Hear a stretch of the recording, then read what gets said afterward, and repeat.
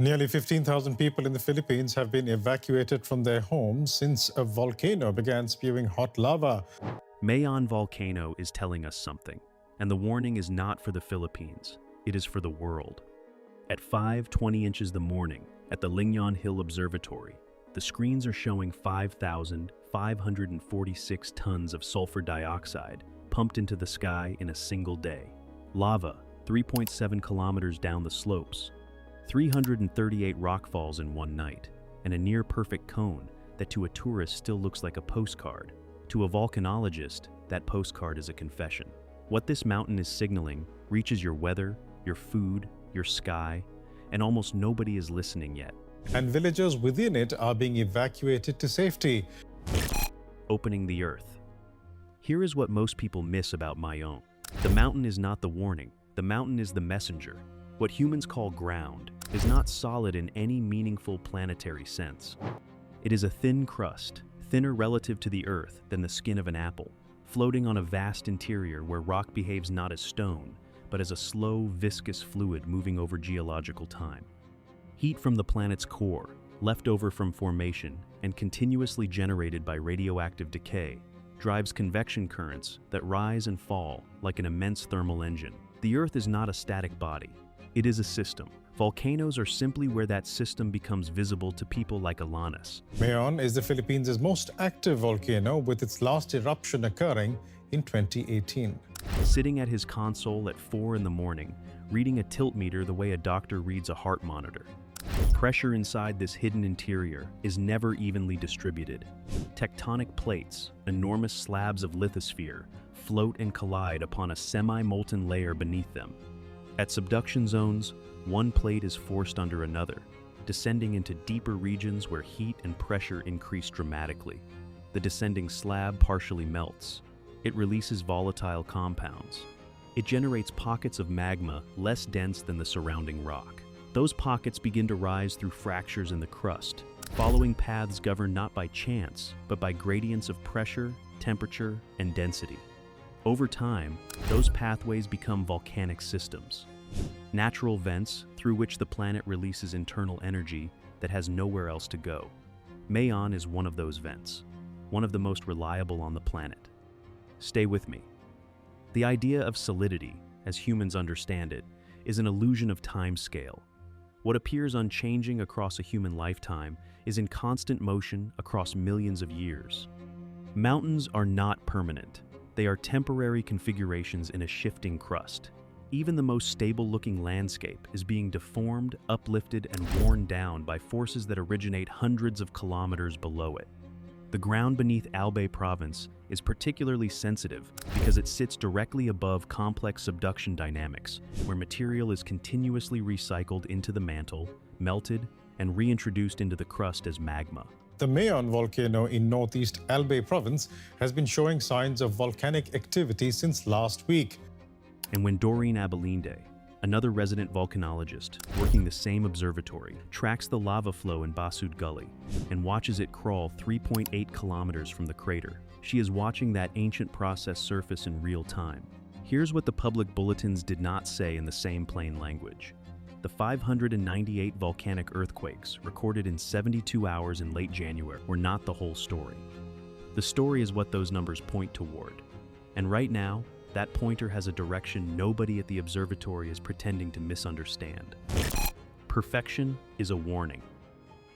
When Ed LaGuerta first walked into the Ligñon Hill Observatory in 1993 as the new resident volcanologist, he was 30 years younger, and Mayon had erupted about 45 times in recorded history. By the time he had spent 2 decades watching the mountain, that number was pushing past 50. He has seen 6 eruptions himself, every kind, from lava fountains to phreatic blasts that killed climbers near the summit. His face, by the late 2010s, was as lined by years of overnight shifts as the volcano's own slopes were lined by old lava flows. During every escalation, he is the one giving the morning briefings at the Albay Public Safety and Emergency Management Office, the one local officials hang on every word from, the one who decides which gentle joke goes between the rockfall update and the ground deformation update. And he will tell you something most tourists never realize when they take a photograph of Mayon's near-perfect cone. The symmetry is not beautiful. The symmetry is a confession. The cone is a stratified archive of repeated violence. Every layer of lava and ash and pyroclastic material that builds the slopes is the result of a past episode where internal pressure overcame structural resistance. Each eruption added another layer. Each cycle reinforced the same pathway. The more symmetrical the volcano appears, the more evidence there is of repeated central vent eruptions following the same path of least resistance. Symmetry, in this context, does not mean stability. It means consistency, and consistency in a volcanic system means the conditions for eruption are reliably reproduced. Every time the mountain looks calm, it is not resting, it is reloading. What flows through that reloading chamber is what makes Mayon especially dangerous. The magma is andesitic to dacitic in composition, which means it contains higher silica. Higher silica means higher viscosity. Higher viscosity means trapped gases. Pressure builds inside the magma chamber until the strength of the surrounding rock can no longer contain it, and at that moment, the system fails catastrophically. Ash columns punch into the stratosphere. Pyroclastic flows accelerate down the slopes at speeds no human and no vehicle can outrun. This is not the slow, oozing volcanism of Hawaii. This is the explosive volcanism of the Western Pacific Arc, and Mayon is one of its most reliably violent expressions. Beneath the cone lies a complex magma chamber system that may consist of multiple interconnected reservoirs. They evolve, they merge, they separate. They change in volume depending on how fast magma is being supplied from below. And right now, according to the agency LaGuerta has spent his career inside, that supply has not paused. Quick favor before we go deeper. If you are still here, hit subscribe. Mayon is reloading on a schedule we cannot fully predict, and what comes next in this video connects what is happening on that mountain to what is going to happen in your weather, your food prices, and your sky. Stay with me, because the next thing you need to understand is why one volcano in the Philippines is already changing the air over places that have never heard its name. One mountain, one planet. This is the part nobody talks about. Volcanic eruptions are not local. They are energy injections into the entire Earth atmosphere system. When Mayon releases magma, ash, and gases, it is transferring material from deep within the lithosphere into the atmosphere, bypassing the slow natural cycles that normally regulate Earth's internal heat. That sudden transfer alters atmospheric chemistry. It alters the solar radiation balance. It alters regional weather. The eruption becomes a coupling point between deep Earth and the upper layers of the planet's environmental system, linking processes that are usually separated by timescales and physical barriers. Alan Robach, a meteorologist at the University of Maryland in 1991, spent that summer watching what Pinatubo did to the planet. The eruption injected roughly 17 million tons of sulfur dioxide 20 to 30 kilometers into the stratosphere. Within 3 weeks, the aerosol cloud had spread around the Earth. Within a year, global surface temperature had dropped by about half a degree Celsius. Robach noted at the time that the cooling was uneven, that the jet stream had shifted, that Europe had a milder winter, that crops in the United States grew under a slightly dimmer sun. He told reporters Pinatubo had blocked roughly 2% of the sunlight reaching the surface, an amount that sounds small until you measure it against an entire growing season. Pinatubo did not just erupt. Pinatubo rewrote a year of weather for the entire planet. Farmers in the American Midwest harvested under skies that had been changed by a mountain on the other side of the Pacific, and Pinatubo is roughly 100 kilometers from Mayon. The same arc, the same subduction zone, the same plumbing. The atmospheric impact does not stay above the volcano. Once injected into the stratosphere, volcanic aerosols are transported across continents by high-altitude wind currents. They persist for months. They persist for years. They disperse gradually while continuing to influence atmospheric transparency. Subtle changes in temperature gradients alter weather systems. They shift monsoon patterns. They modify rainfall distribution. They affect agricultural cycles thousands of kilometers from the eruption site. What begins as a geological disturbance becomes an atmospheric signal that propagates through the climate network. Crops fail in countries that have never heard the volcano's name. Floods arrive where droughts were expected. Tambora did this in 1815 and gave the Northern Hemisphere the year without a summer. Krakatoa did this in 1883 and reddened sunsets across Europe for years. Pinatubo did this in 1991, and Robach and his colleagues watched it happen in real time. The atmosphere remembers. The interaction between volcanic emissions and cloud formation amplifies these effects further. Aerosols serve as condensation nuclei around which water vapor aggregates, potentially altering cloud density, reflectivity, and lifespan. Changes in cloud behavior influence how much sunlight is absorbed or reflected by Earth's surface, feeding back into temperature regulation. A single eruption initiates a cascade of atmospheric adjustments. Each layer of the system responds to changes introduced from below. Carbon dioxide from the eruption contributes to long-term warming. Sulfur dioxide drives short-term cooling. The two pull against each other in a tug of war, whose net result depends on the specific magnitude and altitude of the injection. Earth's climate engine is not powered solely by the sun and the oceans. It is also powered by what comes out of the ground. And what came out of the ground at 5,546 tons of sulfur dioxide in a single day above Albay province in February 2026 is not yet a Pinatubo. It is the early reading on a chamber that has not yet decided how loud it wants to be. The ring is speaking too. Mayon does not exist in isolation. It sits inside the Pacific Ring of Fire, and that name is not symbolic.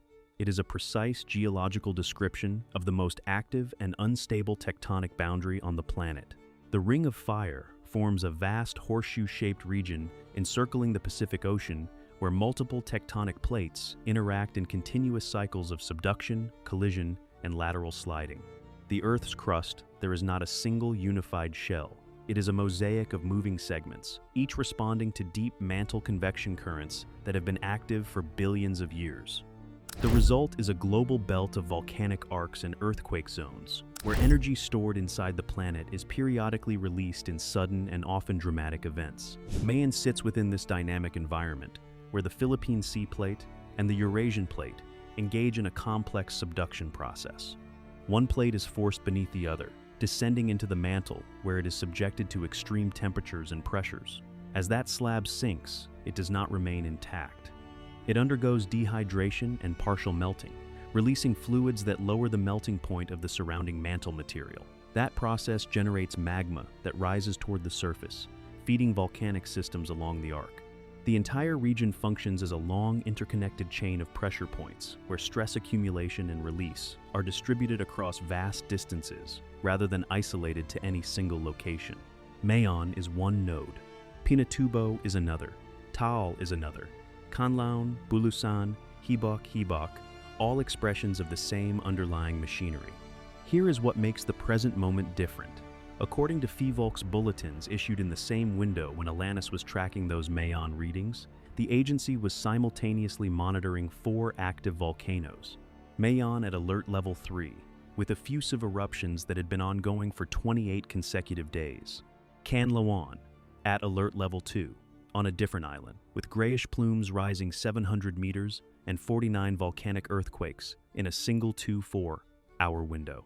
Taal and Bulusan, both at alert level 1, both with measurable seismic activity, both being watched by the same agency, the same shift rotation, the same exhausted volcanologists. 4 volcanoes, 1 archipelago, 1 subduction zone. While each is governed by local conditions, the underlying driver is a shared global tectonic framework. Stress does not build or release uniformly across the Earth. It migrates through fault systems and subduction zones, sometimes concentrating in one region while temporarily decreasing in another. When multiple segments of the Ring of Fire show heightened activity within similar timeframes, geophysicists begin asking a question the public has not yet caught up to. Is the global stress system rebalancing? Plates move at rates of only a few centimeters per year. But over decades and centuries, those small movements accumulate into significant strain. When that strain is released, it manifests as earthquakes, eruptions, ground deformation. The recent increase in observable seismic and volcanic events in some parts of this system may reflect long-term adjustments in tectonic stress rather than immediate catastrophic shifts. Or they may reflect something else. Something LaGuerta and Alanis and the small team at Ligñon Hill cannot answer alone, because the answer requires reading the entire ring, not just one mountain. And in the 18 months before this video was recorded, 4 of those nodes have been speaking out of the same archipelago at the same time. The assumption underneath us. Human civilization developed under the assumption that geological time is separate from human time. For most of history, mountains appeared permanent, oceans seemed fixed. The ground beneath cities felt infinitely stable. That perception created a psychological boundary between human activity and planetary processes, as if civilization existed on a platform insulated from deep Earth dynamics. The science says otherwise. The stability we assume is conditional. It is temporary, within the much larger timescale of tectonic evolution. And the assumption is being tested in real time, in real places, by real instruments operated by real people who are currently watching numbers climb on screens in a small office on a hill outside Legazpi. The Earth's crust is constantly moving, even when the motion is imperceptible. Tectonic plates drift, collide, and subduct at rates measured in centimeters per year. Over decades, centuries, and millennia, those small movements accumulate into significant structural changes. Earthquakes, volcanic eruptions, and land deformation are not anomalies in this system. They are the essential mechanisms through which the planet redistributes internal stress. Cities, transportation networks, energy grids, communication systems, all of them are built on a foundation that is not static, but slowly evolving. The stability of human civilization depends on the assumption that geological processes will remain within statistically expected behavior. That assumption is the foundation under everything we have built, and the foundation is moving. In Albay province, the math is simpler and more immediate. Roughly 50,000 people live within 10 kilometers of Mayon. The 6-kilometer permanent danger zone is enforced. The 7-kilometer extended danger zone tightens during alert escalations. When FIVOLX raises the alert from 3 to 4, the Albay Public Safety and Emergency Management Office begins forced evacuations. In the 2018 cycle, that meant tens of thousands of people moved into evacuation centers within days. In a 2009 escalation, more than 30,000 were displaced from villages on the southern flank alone. The same towns appear in every bulletin: Camalig, Daraga, Guinobatin, Ligao, parts of Legazpi city itself. They left behind houses, livestock, harvests of abaca and pili and rice grown on the volcanic soil that exists because Mayon exists. A grandmother in Camalig, interviewed by local press during a previous crisis, said the same thing. Residents around active volcanoes everywhere have always said, "We will go, we will come back." The mountain decides when. The system is not the volcano. The system is the negotiation between people who live there and a process that does not care that they live there. And the moment Alanis or Abilene recommends raising the alert from 3 to 4, that negotiation collapses into 15 hours of buses and tarpaulins and children carrying chickens. Modern civilization also depends on technologies that are highly sensitive to geological disturbance. Electrical grids can be disrupted by ground motion. Pipelines can be damaged by surface deformation. Aviation systems can be severely impacted by volcanic ash dispersal. Even minor ash concentrations interfere with jet engines, while seismic activity can compromise the structural integrity of critical infrastructure. The 2010 Eyjafjallajökull eruption in Iceland grounded European aviation for days from a single event. A larger eruption in a more populated airspace would do far more. Geological events are no longer isolated natural phenomena. They are integrated risk factors within the functioning of global systems, and the more globally connected those systems become, the more exposed they are to a single point of geological failure. Alanis at his console knows this. So does every air traffic controller within 1,000 kilometers of an active vent. Stability is probabilistic, not absolute. Traditional engineering assumes a relatively stable foundation, designing structures to withstand predictable environmental forces. In a geologically active world, systems must be designed with uncertainty in mind, accounting for rare but high-impact events arising from deep Earth processes. That requires integrating geological forecasting into urban planning, infrastructure development, and long-term economic strategy. Most of the world is not doing that. Most of the world is still building, as if the ground will hold forever. We move toward the volcano because the soil is rich. We build cities at the edge of the fault because the harbor is deep. We forget what is underneath us because the surface is convenient. As populations expand and cities grow larger, more people are concentrated in regions that overlap with active tectonic zones. Coastal areas, volcanic arcs, seismic fault lines often coincide with fertile soils, water access, and strategic trade routes. The most productive regions for civilization are also among the most dynamically unstable. Mayon slopes, in fact, are some of the most fertile soil in the Bicol region. That is not a coincidence. That is the bargain, and the bargain has a payment date that nobody at the observatory will commit to in writing. The warning we keep misreading. Here is what most people get wrong. To think like a planet is to abandon human-scale perception and adopt a perspective governed by time, energy, and processes that operate far beyond individual lifetimes. The Earth does not function in moments. It functions in cycles that span thousands, millions, even billions of years. Volcanic eruptions, earthquakes, and tectonic shifts are not sudden disruptions. They are expressions of long-term equilibrium adjustments.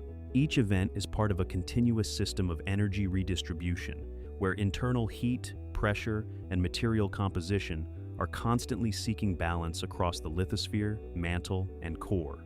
Nature is not reactive. It is doing exactly what physics requires. The planet is one system. The atmosphere, the oceans, the crust, and the living world are not separate domains. They are interconnected layers, exchanging matter and energy continuously. Volcanic activity is not just a geological process. It is an atmospheric and climatic one. Seismic movements influence ocean basins, which in turn affect weather systems and long-term climate patterns. Even biological evolution is indirectly shaped by geological activity, as changes in landforms and climate determine habitats and survival pressures. Once you see the feedback loops, you cannot unsee them. Mayon's plume is a Filipino problem in the morning and a global atmospheric variable by the evening. Pinatubo proved it. Roebuck published it. The instruments at Ligñon Hill confirm it now. At the core of this perspective is the recognition that energy flows define planetary behavior. Heat from Earth's interior drives mantle convection, which moves tectonic plates, which creates volcanic arcs and mountain ranges. Those surface expressions then influence erosion, sedimentation, and carbon cycling, which feed back into atmospheric composition and climate over geological time. The result is a self-regulating system that maintains relative stability through continuous transformation. Stability in this sense is not the absence of change. It is constant adjustment across multiple interacting layers of the planet. Mayon is part of that adjustment. So is every other volcano on the Ring of Fire. So is every fault line, every subduction zone, every plate boundary. They are not problems, they are mechanisms. Human civilization, viewed from this scale, becomes a temporary but highly influential layer within the planetary system. Cities, industries, technologies. They represent rapid energy transformations compared to geological processes. Fossil fuel combustion, large-scale land use changes, infrastructure development, all of these introduce new variables into Earth's energy balance. While these changes occur quickly in geological terms, they interact with slow-moving systems that have been stable for millions of years. Fast processes can amplify or disrupt slower planetary cycles in ways nobody fully understands yet. We are running an experiment on a planet whose response time is longer than the experiment has lasted. Earth does not operate with intent, it follows physics, thermodynamics, gravity, chemical equilibrium. Yet within those constraints, complex patterns emerge. Volcanoes form arcs. Earthquakes cluster along faults. Climate systems oscillate in cycles. These patterns are not designed. They are the planet doing its job. Mayon is not lashing out. It is functioning. The system is doing exactly what the physics requires. The warning is not that something is broken. The warning is that we have been treating a functioning system as if it were a passive backdrop. That is what Alanis was reading at 5:20 inches the morning, in a small room of glowing monitors with the volcano framed in the window. That is what LaGuerta has been reading since 1993, through 6 eruptions and 1 career spent away from his family during every crisis. That is what Roebuck saw in the stratosphere in 1991, when the sky over the northern hemisphere quietly dimmed. That is what Aibileen tracks every shift change at the observatory, in the same office where they hand each other coffee and watch a 3-8-kilometer lava flow advance down a gully nobody outside Bicol has ever heard of. The ground is not still. The mountains are not permanent. The atmosphere is not insulated from what is happening 100 kilometers beneath the surface. Every cone of perfect symmetry is a record of repeated violence. Every quiet stretch is a chamber refilling. Every degree of cooling after a major eruption is the planet rebalancing an equation we did not know we were part of. The world cannot ignore this because the world has never been separate from it. Mayon will erupt again. The ring of fire will keep flexing. None of that is the warning. The warning is what we do with the knowledge that all of it is connected and that we are inside the connection, not above it. So here is the question I want you to sit with. If a near-perfect mountain in the Philippines is broadcasting a signal that reaches into our atmosphere, our climate, our agriculture, our aviation, our infrastructure, and our future, what else are we missing because we keep mistaking quiet for safe? Drop your answer in the comments. Hit subscribe so the next time the planet sends a signal, you do not hear about it from someone who does not understand what they are looking at. And in the next video, we are going further down the arc to a southern Philippine volcano that erupted more recently than most people remember, that has been quietly venting again, that sits on a different island under a different population, and that the same agency is now monitoring at an elevated alert level. Mayon is not the loudest voice on the ring. It is just the clearest. The next one is already starting to shift, and the people watching it have stopped saying the readings look normal.